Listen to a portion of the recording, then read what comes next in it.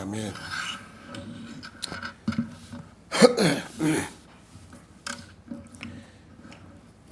본문에 술 취하지 말라는 것은 단순히 술을 많이 먹는 것을 말하는 것이 아니라고, 술 취하지 말라라고 한 것이 아니라고 지난주에 말씀을 드렸습니다. 이 말씀은 술 취의 시간을 낭비하는 것을 뜻합니다. 술 먹는 시간, 또 술 먹고 술 취해서 있는 시간, 그 시간을 낭비하는 것을 뜻합니다. 그래서 술 취하지 말라, 이는 방탕한 것이니라고 설명하는 것이죠. 그러니까 16절부터 이것은 계속 연관되어 있는 말씀입니다. 16절에서 세월을 아끼라, 시간을 아끼라 라고 강조하면서 18절에 내려와서 술 취하지 말라, 이는 방탕한 것이라고 권고하는 것입니다. 그러니까 사도 바울은 너희가 시간을 아껴, 세월을 아껴 내가 너희에게 요구하는 삶을 잘 살아내기 위해서는 술 취하는 것처럼 방탕한 삶을 살면 안 된다 라고 설명하고 있는 것이죠. 그럼 어떠한 삶을 살라고 우리에게 말씀하고 있습니까? 18절 다 같이 한번 읽어보죠. 시작. 술 취하지 말라, 이는 방탕한 것이니 오직 성령으로 충만함을 받으라. 성령으로 충만함을 받으래요. 술 취하지 말고 그 시간에 성령으로 충만함을 받으라고 합니다. 성령 충만이 무엇입니까? 우리가 성령 충만이라는 것을 바로 이해하기 위해서는 성령 충만이라는 말의 뜻보다 그때의 상황을 이해하면 됩니다. 성령 받기 전과 성령 받은 후의 삶이 어떻게 바뀌었나? 여러분, 초대교회 때 많은 성령 강림이 있었죠. 그러면 성령 강림을 한 전과 후에 삶이 어떻게 바뀌었나? 성령을 어떻게 설명하고 있는지 잘 보면 우리가 알 수 있습니다. 여러분, 우리는 오순절날 성령이 임하니까 불이 임하고 방언이 터지고 현상에만 집중해 있어요. 그죠? 여러분, 현상에만 집중해 있습니다. 성령 충만하십시오 그러면 뭐예요? 저 기도원에 올라가서 기도하면서 그때의 그 현상들이 나타나는 걸 원하는 것이죠. 그런데 그때의 그 현상을 나타내는 것은 오순절밖에 없어요. 그럼 어떻게 우리가 성령 충만을 이해해야 하는가? 성령 충만, 오순절 사건이 있기 전과 있은 후의 모습들을 보면, 그때의 상황들을 보면 좀 더 쉽게 이해할 수 있습니다. 여러분, 현상을 이해하는 것이 아니라 상황을 이해하는 거예요. 근데 우리는 현상만을 요구하죠. 불 받아라 막 이러면서 불러 막 이렇게 기도하잖아요. 성령 충만. 근데 여러분, 이것이 어떠한 것을 뜻하는 것인지 여러분, 이 성경을 통해서 우리는 이해를 해야 합니다. 여러분, 성령 충만이라는 것은 현상이 아니라 상황이에요. 상황. 현상만을 요구하는 것이 아니라 상황을 요구하는 거예요. 여러분, 하나님이 우리에게 성령 충만을 요구하고 있습니다. 그러면 불만 받는 것을 요구하는 것입니까? 오늘도 불 받고, 이따 저녁 때도 불 받고, 아침에도 불 받고, 점심 때도 불 받고, 뜨거워지고, 이러한 것을 요구하는 것이냐 말입니다. 아닙니다. 하나님이 우리에게 요구하는 성령 충만의 삶은 현상이 아니라 뭐라고요? 상황이에요. 이것이 무슨 뜻인지 사도행전에 많이 잘 기록되어 있어요. 왜냐하면 사도행전은 어떠한 이성이나 내 생각을 집어넣은 것이 아니라 그때에 나타난 일들만 기록된 거예요. 여러분, 사도행전은 역사서예요. 누가가 그때 있었던 일들을 그냥 그대로 기록한 것이죠. 그런데 이게 성령 충만에 대해 그 상황에 대해서 알기 위해서는 먼저 우리가 사도행전에 나와 있는 상황들을 이해하면 되고, 그 많이 나와 있는 상황 중에 오늘은 고넬료 사건을 가지고 여러분에게 설명을 드리려고 합니다.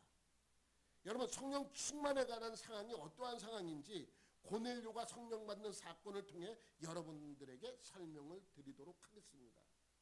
고넬료가 누구예요? 로마 백부장입니다. 로마 군인이에요. 고넬료는 그 당시 가이사랴라는 곳에 로마 군인들이 주둔해 있었기 때문에 가이사랴에 살고 있었습니다. 이방인이죠, 이방인. 로마 군인이니까.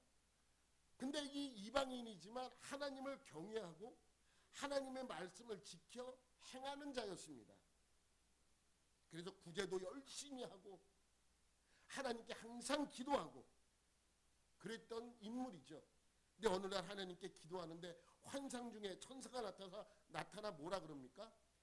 욥바에 있는 베드로를 청해 말씀을 들으라는 거예요. 말씀을 배우고 들으라는 명령을 합니다.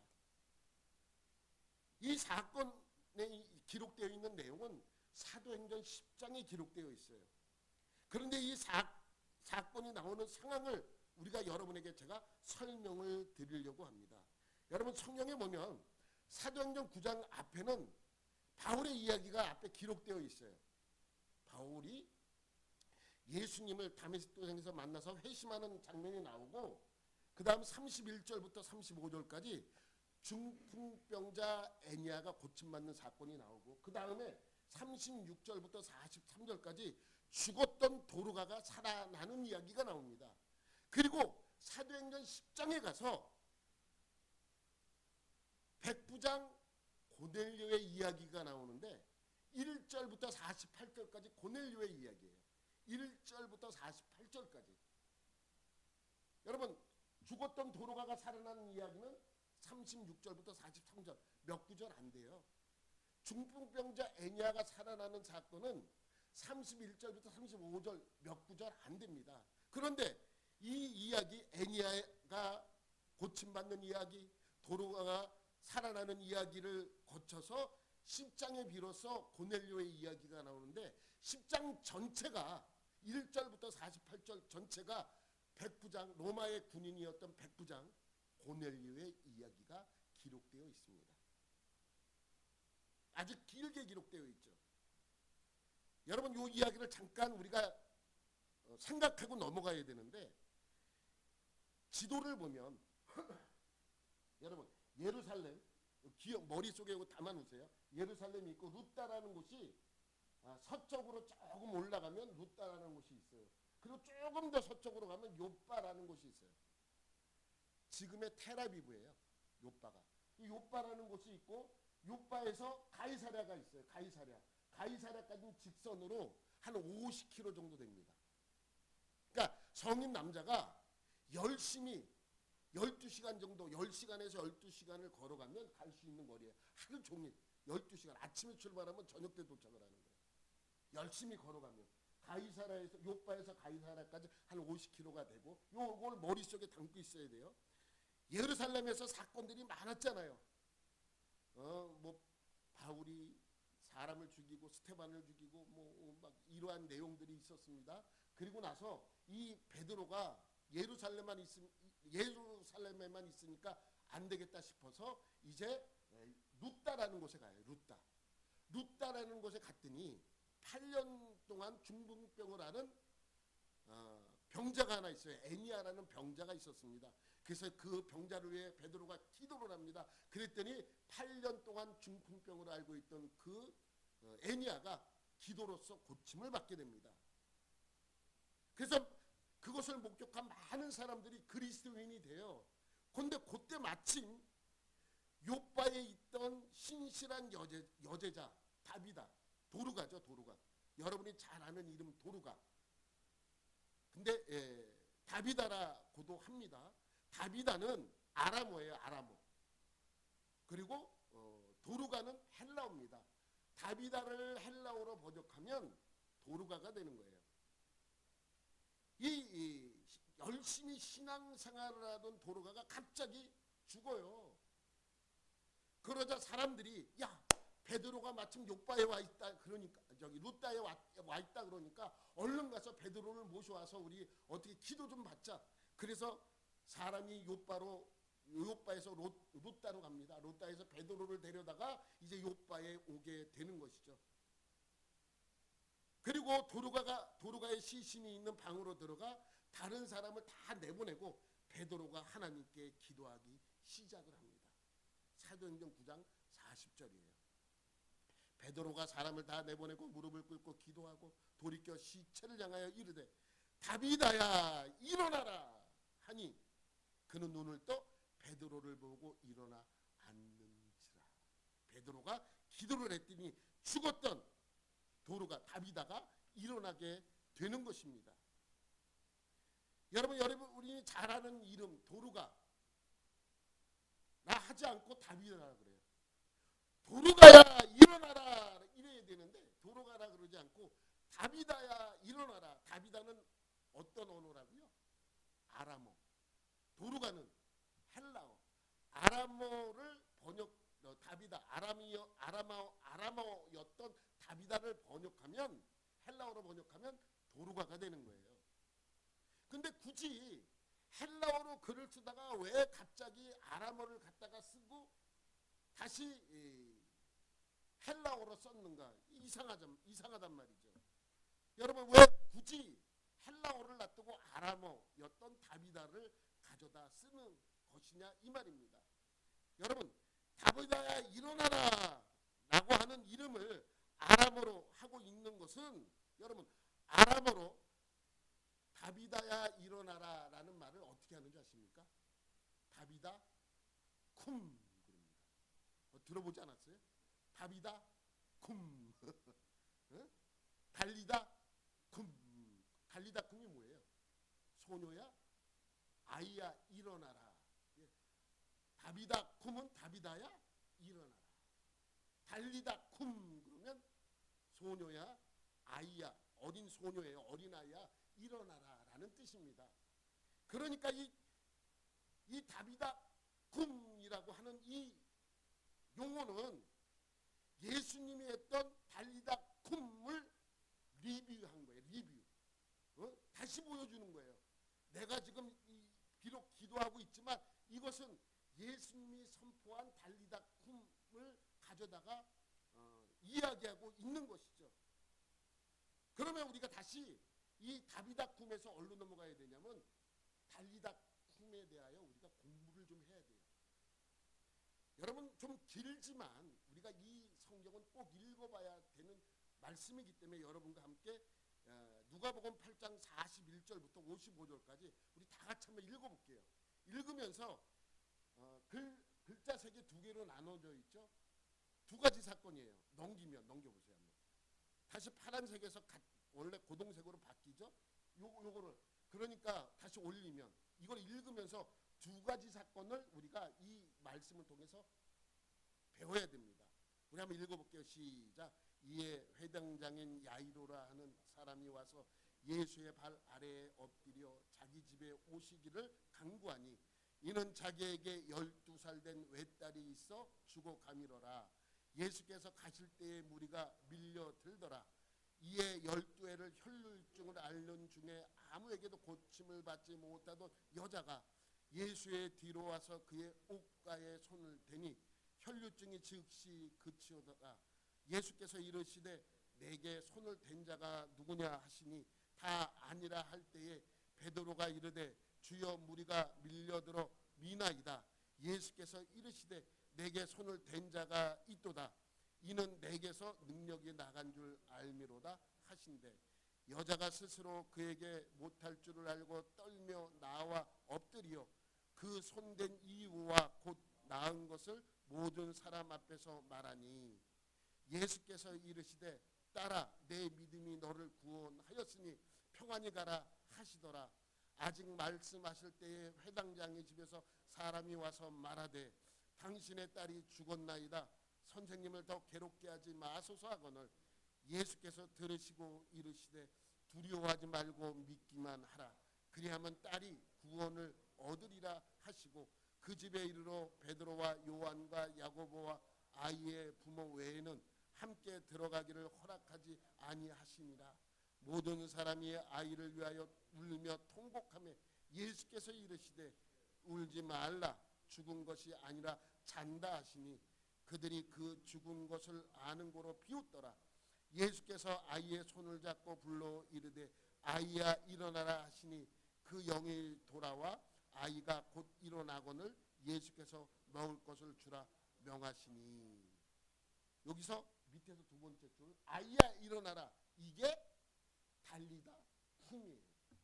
예수님이 이 아이를 일어나라 할 때 헬라어 히브리어로 말씀하시다가 아마 요 구절은 아람어로 말씀하신 것 같아요. 달리다 쿰.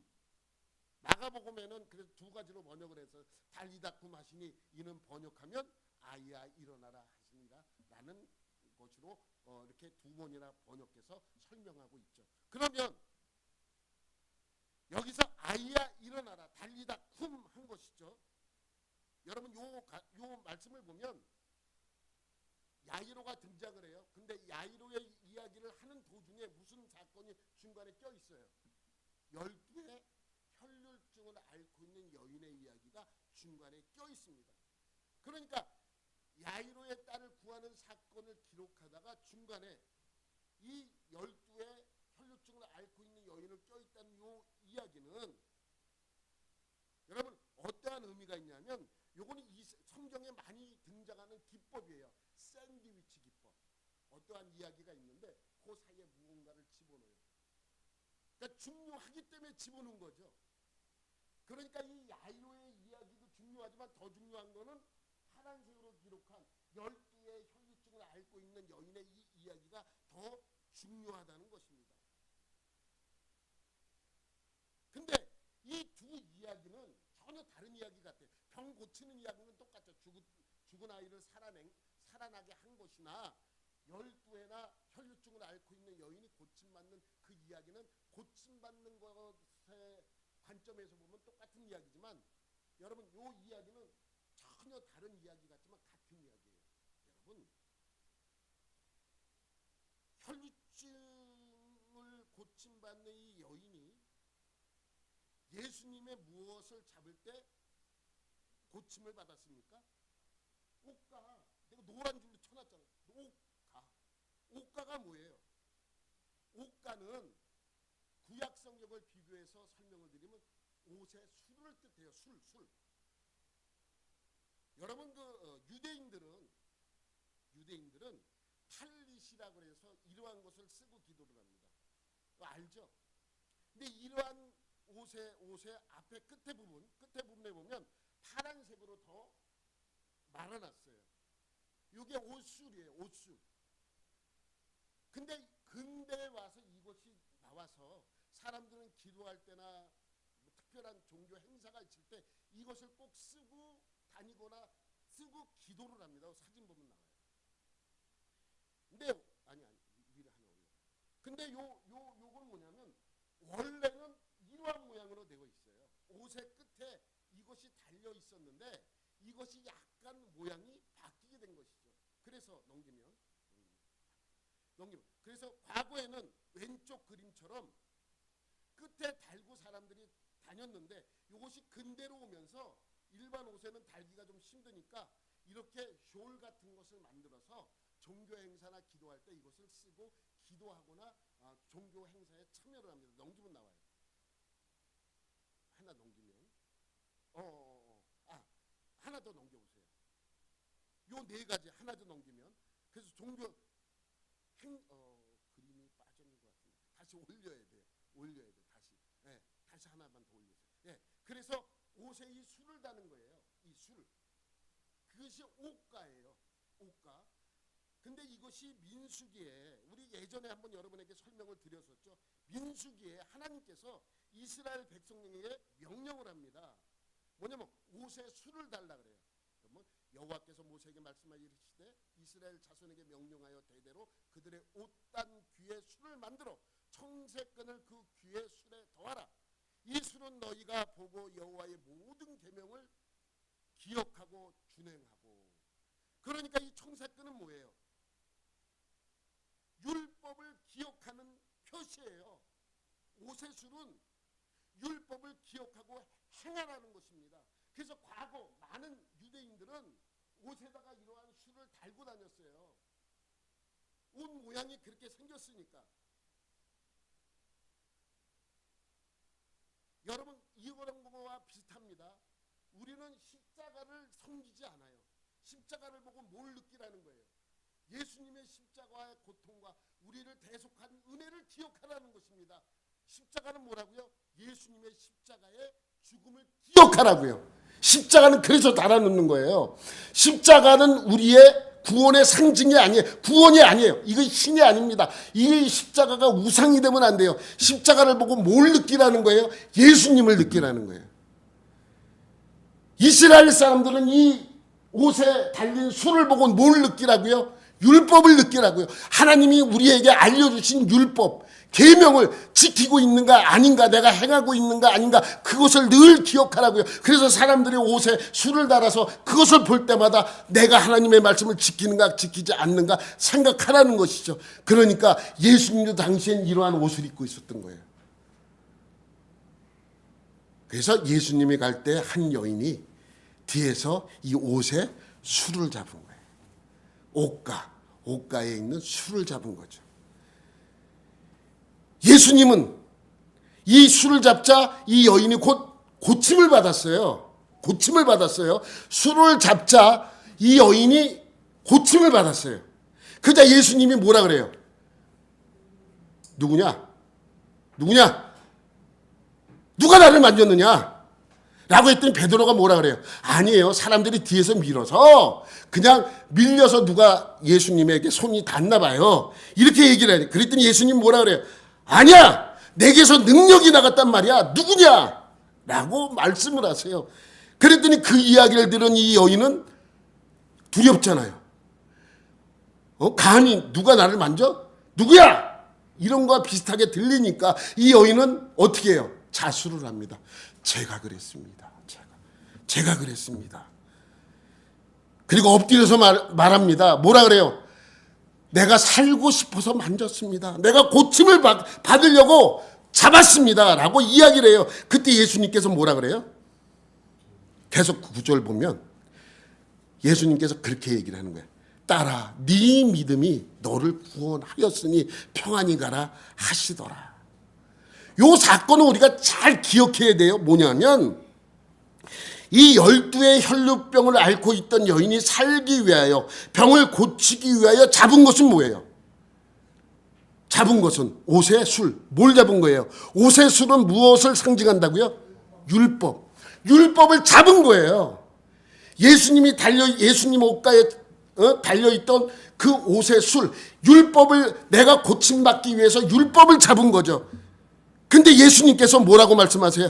야, 네가 율법을 지켰으므로 내가 너에게 고침을 주겠다. 내가 너에게 병을 낫게 해주겠다라고 말씀을 하지 않아요. 뭐라고 말씀하셨다고요? 너의 믿음이 너를 구원했다라는 말씀을 하는 거예요. 이것을 이 의미를 모르면 왜 갑자기 야이로의 사건 중간에 이 사건이 껴있는지 우리가 이해할 수가 없어요. 이 사건이구나 라고 그냥 넘어갈 수 있죠. 이거는 엄청난 사건입니다. 율법으로 구원 받은 것이 아니라 무엇으로 구원을 받았다고요? 믿음이에요. 믿음. 이 믿음 사건 이후에 무슨 사건이 있냐면 야이로의 사건이 있는 것입니다. 여러분, 그 당시 많은 사람들은, 그 시대의 많은 사람들은 무엇으로 구원을 받는다고 생각을 하고 있었다고요? 율법으로. 근데 율법이 아니래요. 율법이라고 말씀하고 있지 않습니다. 무엇으로 구원을 받는다고요? 믿음으로 구원을 받는다고 하나님이 선포하고 있는 것입니다.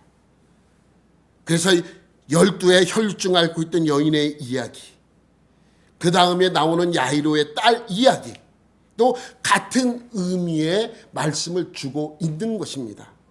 여러분, 12살 된 회당장 야이로의 딸이 병이 났어요. 회당장은 무엇의 상징입니까? 회당장은 무엇의 상징이에요? 율법의 상징이잖아요. 율법의 상징. 율법의 상징이었던 야이로는 회당을 늘 관리하고 회당에서 말씀이 선포되는 그 말씀의 중심에 있는 사람입니다. 그렇다 그러잖아요. 늘 율법의 중심에 있는 사람이에요. 근데 율법으로 안 돼요, 지금. 자기가 율법을 지키고 행하고 가르치고 했음에도 불구하고 내 아이가 병이 났는데 내 아이 하나 고치지 못하는 거예요. 그래서 누굴 찾아가요? 예수님을 찾아가는 것입니다. 예수님에게 내 딸이 병이 났습니다 라고 이야기하자 예수님이 그 부탁을 듣고 그 야이로의 딸이 있는 집으로 향합니다. 가는 도중에 중간에 누구를 만나요? 12의 혈루증을 앓고 있는 여인을 만나는 겁니다. 그게 좀 지체돼요. 그리고 계속해서 그 사건 이후에 계속해서 야이로의 딸이 있는 집으로 향합니다. 그런데 그때 야이로의 집에 있던 사람이 와서 이야기합니다. 뭐라고 이야기해요? 오실 필요 없습니다. 이미 아이는 죽었습니다. 결국 율법으로 말미암는 것은 결국 죽음밖에 없다는 것을 보여주고 있는 거예요. 근데 예수님이 뭐라 그래요? 누가복음 8장 50절 말씀입니다. 두려워하지 말고 믿기만 하라. 믿음을 강조하잖아요. 그리하면 딸이 구원을 얻으리라. 이미 죽었어? 걱정하지 마. 믿음만이 있으면, 믿기만 하면 딸은 살아날 수 있어 라고 선포하는 것이죠. 그래서 그 선포하시고 이 두 사건, 야이로의 사건과 12의 혈증을 앓고 있는 여인의 사건은 결국 율법을 지켜 구원을 받으려는 백성들에게 율법이 아닌 무엇을 강조하기 위한 사건이에요? 믿음을 강조하기 위한 사건입니다. 이제 율법으로가 아닌 예수님이 구원자라는 것을 믿는 믿음으로 구원받는 것이라고 선포하는 것이죠. 예수님은 야이로의 딸의 시체가 누워있는 야이로의 집으로 향합니다. 그리고 죽은 것이 아니라 잔다고 선포하십니다. 모든 사람이 비웃습니다. 그때 아이를 향하여 외칩니다. 뭐라고 외쳤다고요? 달리다 쿰. 소녀야 일어나라. 아이야 일어나라. 그 외쳤던 달리다 쿰은 어느 나라고요? 아람어. 헬라어가 아니에요. 아람어예요.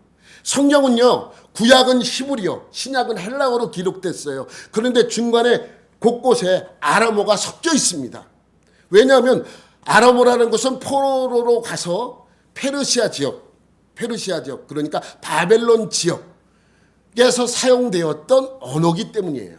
그래서 아람어를 사용하는 거예요. 아람어로 사용해서 성경 곳곳에 기록되어 있는 성경들이 있어요. 다니엘서도 히브리어로도 적혀 있지만 많은 부분이 아람어로 적혀 있어요. 에스겔서도 일부는 아람어로 적혀 있습니다. 신약에 와서 예수님이 사용한 언어 중에서는 아람어가 상당히 있습니다. 엘레엘리 라마 사박다니 같은 경우도 아람어예요. 달리다 쿰 이것도 아람어입니다. 그러니까 이것을 우리가 기억해야 됩니다. 베드로가 왜 도루가야 일어나라 라고 하지 않고 다비다야 일어나라 라고 선포했는지 기억해야 됩니다. 이것은 같은 맥락에서 봐야 됩니다. 지금 무엇을 선포하는 거예요? 베드로도 예수님이 선포했던 그 사건을 프리뷰하는 거예요.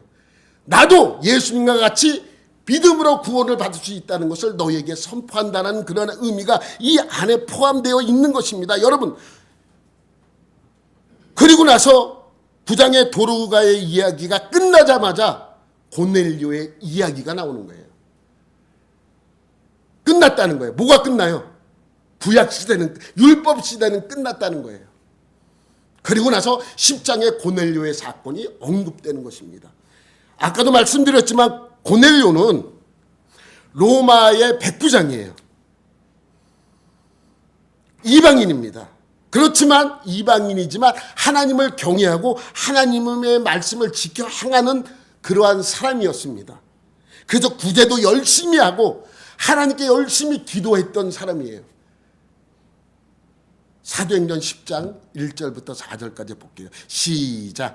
가이사라의 고넬료라 하는 사람이 있으니 이달리아 부데라 하는 군대의 백부장이라. 그가 경건하여 온 지방과 더불어 하나님을 경외하며 백성을 많이 구제하고 하나님께 항상 기도하더니 하루는 제 9시쯤이 되어 환상 중에 밝히 보매 하나님의 사자가 들어와 이르되 고넬료야 하니 고넬료가 주목하여 보고 두려워 이르되 주여 무슨 일이니까?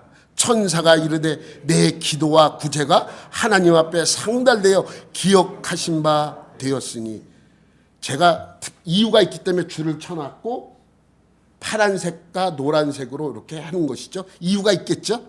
여러분, 요거는 우리가 잘 이해를 하셔야 합니다. 여러분, 천사가 뭐라 그래요? 내 기도와 구제가 하나님 앞에 상달되어 기억하신 바가 되었으니 라는 것입니다. 우리 4절만 따로 볼게요. 4절 따로 보면 요 상달되어 라는 말은 헬라어로 아나바이노라고 합니다. 아나바이노. 빨간 글씨로 내가 헬라어를 적어놨습니다. 아나바이노는 올라가다라는 뜻이 있어요. 여러분, 제사를 드릴 때, 제사를 드리면 하나님께 제물을 태우잖아요. 태우면 뭐가 나요? 연기가 나죠. 연기가 하나님께 올라가는 것을 이 단어로 표현하는 거예요. 하나님께 올라간다는 표현이죠. 여러분, 기억나세요? 번제를 히브리어로 뭐라 그런다고요? 올라간다 뜻이 있다 그랬죠. 그래서 이 아나바이노는 제사 용어예요. 제사 때 쓰는 용어란 말이죠. 일반 사람들이 특별히 쓰는 것도 있지만 대체적으로 제사를 하나님께 올라간다는 의미를 사용할 때 헬라어로 아나바이노라고 쓰고 있는 것이죠. 그러니까 이 용어 자체가 무슨 용어라고요? 제사 용어예요. 제사 때 쓰는 용어. 그 다음에 나오는 기억하신 바, 기억하다라는 뜻은 헬라어로 무네무시네라고 합니다. 무네무시네. 이건 기념물이에요. 기념하여 드리는 제사, 기념제, 감사제. 그 쓰는 단어가 무네무시네입니다. 그러니까 하나님 앞에 상달되어 기억하신 바가 되었으니라는 단어는 제사 때 용어를 쓰는 거예요. 제사 때 쓰는 용어를 가져다가 이 고넬료의 그 믿음을 이렇게 표현하는 것이죠. 그러니까 지금 고넬료가 항상 하나님 앞에 기도하고 구제하는 것을 하나님이 받으셨다는 의미예요. 하나님이 받으셨다라는 의미를 갖고 있습니다. 그러니까 고넬료는 구약적 구원을 이루고 있는 사람이라는 거예요. 구약적 구원은 뭐예요? 율법을 지키는 것이죠.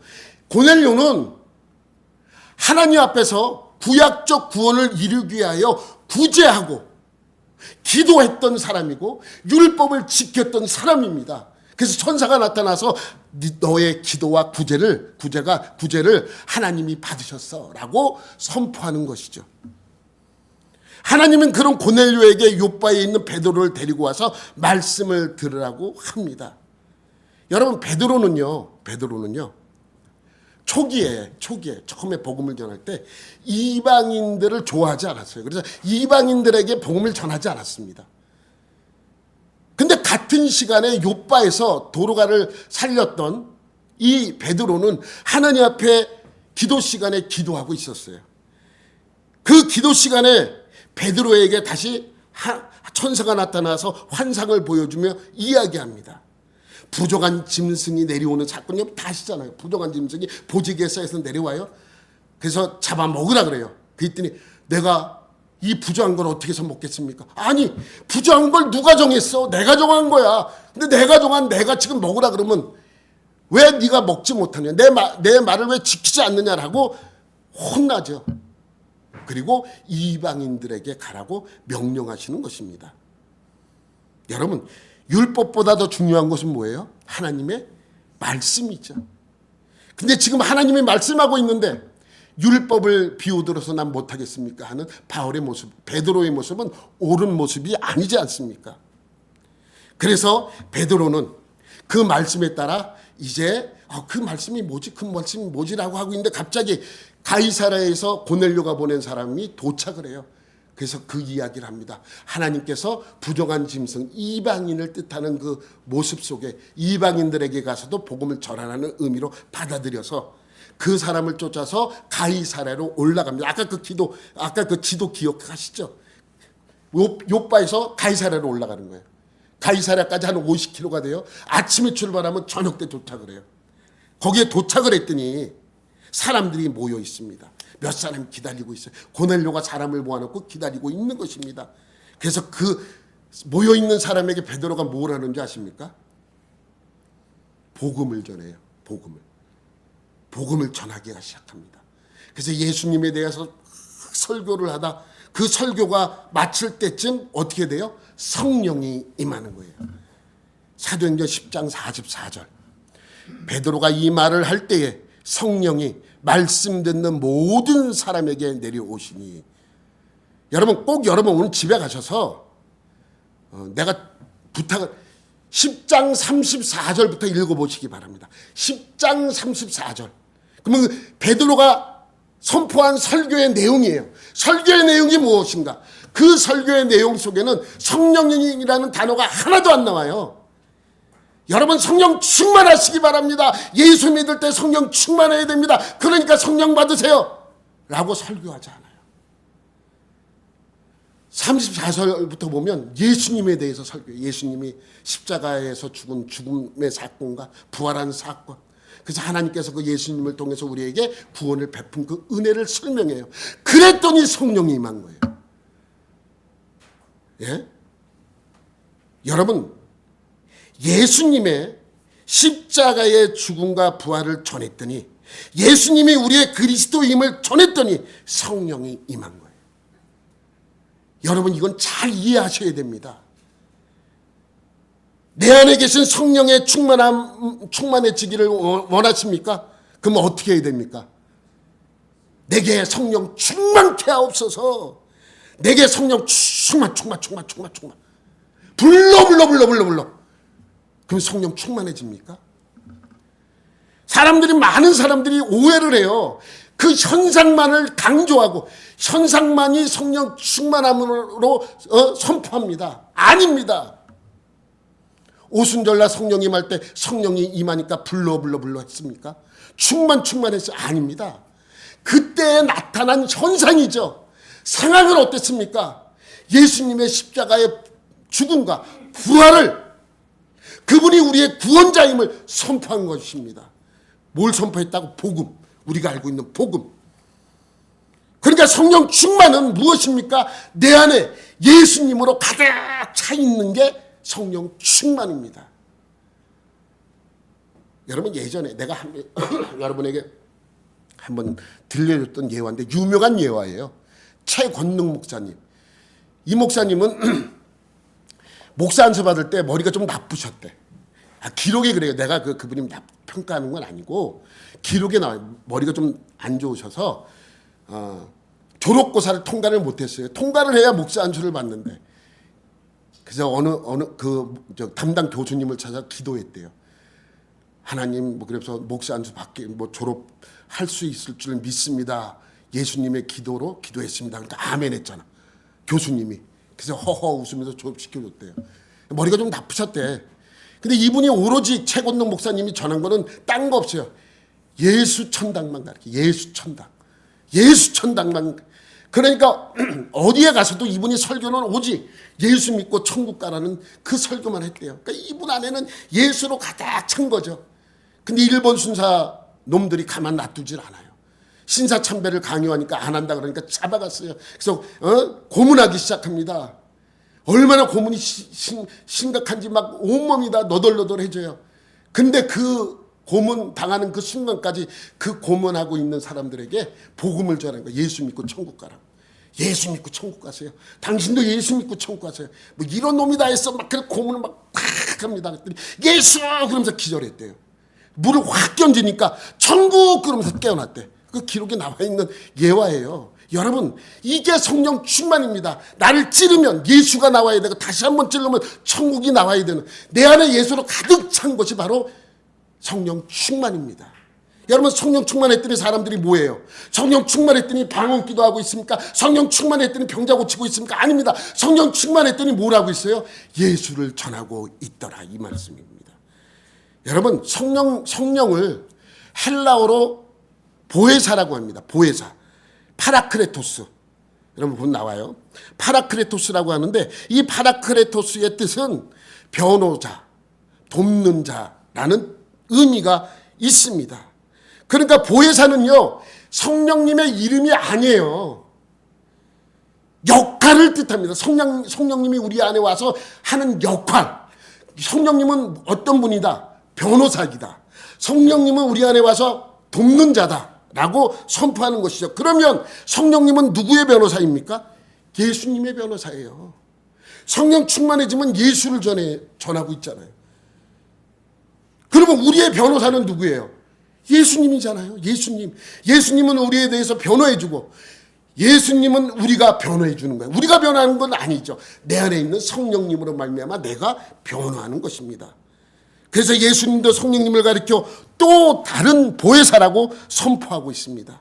요한복음 14장 16절 말씀 시작. 내가 아버지께 구하겠으니 그는 또 다른 보혜사를 너희에게 주사 영원토록 너희와 함께 하리라.